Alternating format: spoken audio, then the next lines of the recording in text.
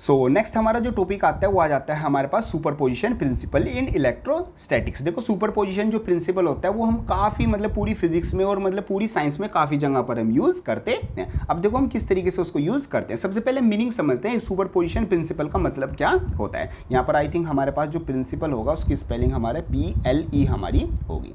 चलो वैसे तो इससे कोई खास फर्क नहीं पड़ता, स्पेलिंग पे आप इतना ध्यान मत देना, आप चीज़ों को समझने पे ज़्यादा ध्यान देना। चलो हम यहाँ पर करते हैं, हमारे पास क्या आ जाता है सुपरपोजिशन प्रिंसिपल। तो सुपरपोजिशन प्रिंसिपल का मतलब क्या होता है, जब भी आपकी जो क्या है एक से ज़्यादा बॉडी होंगी, मीन्स 2, 3, 5 या फिर n बॉडीज आपकी होंगी और वो एक दूसरे को क्या कर रही होंगी, इंटरेक्ट कर रही होंगी, या तो वो एक दूसरे को रेपेल कर रही होंगी या एक दूसरे को अट्रैक्ट कर रही होंगी। मतलब आपस में हर एक बॉडी एक दूसरे पर क्या लगा रही होगी, कोई ना कोई इंट्रैक्शन फोर्स या मतलब कुछ भी आपका फोर्स लगा रही होगी। तो अगर हमें किसी एक पर्टिकुलर बॉडी पर जो सारी जितनी भी उसके पास आसपास जितनी भी बॉडीज हैं उनका टोटल फोर्स देखना है कि वो टोटल फोर्स उनका कितना लग रहा होगा, तो हम यहाँ पर यूज करते हैं अपना सुपरपोजिशन प्रिंसिपल। मीन्स हम एक चार्ज की हेल्प से सारी वैल्यूज निकालेंगे कि उस चार्ज पर जितने भी आपके चार्जेस रखे हुए उसके आसपास वो कितनी आपकी क्या लगा रहे होंगे, फोर्स लगा रहे होंगे। ये हम अपना यूज करते हैं सुपरपोजिशन प्रिंसिपल इन इलेक्ट्रोस्टैटिक। देखते हैं किस तरीके से हमारी चीजें होती है। अब यहाँ पर हमारे पास एक मेन चार्ज आ जाता है, जो कि हमारे पास चार्ज आता है Q1।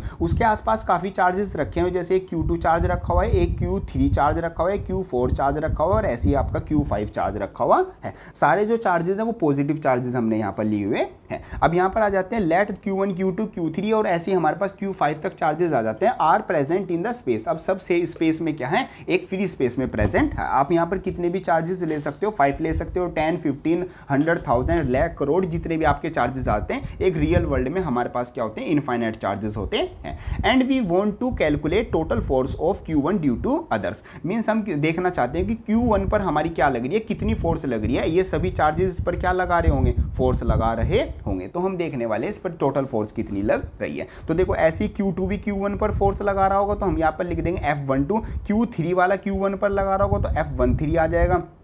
ऐसी Q जो 4 वाला है वो भी 1 पर लगा रहा होगा तो 14 आ जाएगा। और Q5 भी आपका क्या लगा रहा होगा, Q1 पर फोर्स लगा रहा होगा तो यहाँ पर मेरा क्या आ जाएगा, यहाँ पर मेरी वैल्यू आ जाएगी अपना F15 वैल्यू आ जाएगी। ऐसे ही मेरा जो Qnth होगा, यहाँ पर मैं आपकी दूसरी एक एक्स्ट्रा चीज़ भी लिख देता हूँ। यहाँ पर मेरा जो प्लस का जो Qnth जो चार्ज होगा वो आपका क्या लगाएगा, वो भी Q1 पर क्या लगाएगा, कुछ ना कुछ आपकी फोर्स लगाएगा। तो यहाँ पर जो फोर्स लगेगी वो F1n आपकी फोर्स लगेगी। इस तरीके से आपको वैल्यू को यूज़ करना है।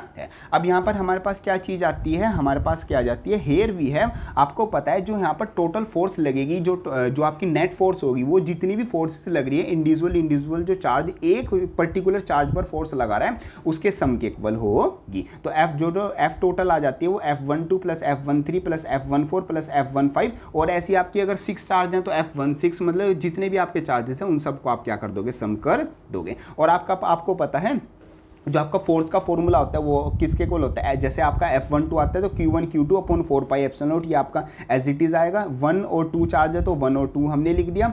ऐसे यहाँ पर आ जाता है जो आपका मतलब कि जो R वेक्टर आएगा, R पोजीशन वेक्टर जो यूनिट वेक्टर आएगा R21 और नीचे आपका क्या आ जाएगा R12 का स्क्वायर। अब देखो आपको यहाँ पर किस चीज़ का ध्यान रखना है, सबसे ज़्यादा आपको मेन ध्यान रखना है, जैसे यहाँ पर आपका क्या आता है, जैसे आपकी फोर्स थी R12 फोर्स है तो आपका जो पोजीशन वेक्टर है वो भी सेम डायरेक्शन में होगा, R12 डायरेक्शन में ही होगा। लेकिन जो आपका यहाँ पर जो आपका यूनिट वेक्टर होगा वो आपका क्या होगा, 2-1 की फॉर्म में आपका होगा। इस चीज़ का आपको ध्यान रखना है। ऐसी आपकी जो 1-2 है, ऐसे अगर आपका जो nth चार्ज होगा, सेकंड, थर्ड, फोर्थ, फिफ्थ, कोई भी अगर आपका चार्ज होगा, n की वैल्यू आप यहाँ पर 1, 2, 3, n की जो वैल्यू है वो आपकी 2, 3, 4, 5 से लेके आपकी इनफाइनाइट तक आपकी वैल्यू आती है। तो ये n की आपकी ये वाली वैल्यू होगी।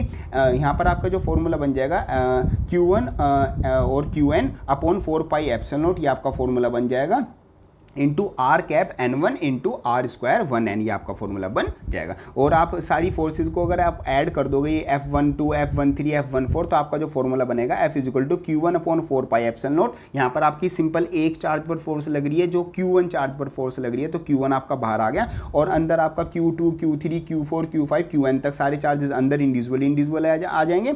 और ऐसी जो सेकंड चार्ज है तो वहाँ पर जो आर कैप आ जाएगा वो 2-1 आ जाएगा और R12 का स्क्वायर आ जाएगा। अगर आपका थर्ड चार्ज है तो जो आर आ जाएगा वेक्टर, जो पोजीशन वेक्टर आएगा वो 1 3 आ जाएगा, और जो कैप है वो 3 1 आपका आ जाएगा। इसी तरीके से n तक आपकी चीज़ें चलती रहेंगी। ये आपका आ जाता है सारे फोर्सेस को ऐड करने के बाद। इसी को हम बोलते हैं अपना सुपरपोजिशन प्रिंसिपल। सुपरपोजिशन प्रिंसिपल में आपका क्या हो गया, जो सारी जो फोर्सेस लग रही हैं डिफरेंट डिफरेंट चार्जेस से, उन्होंने उन सबको आपने क्या कर दिया, कंबाइन करके एक ही फॉर्मूले में लिख दिया। ये आपका आ जाता है सुपरपोजिशन प्रिंसिपल इन इलेक्ट्रोस्टैटिक्स।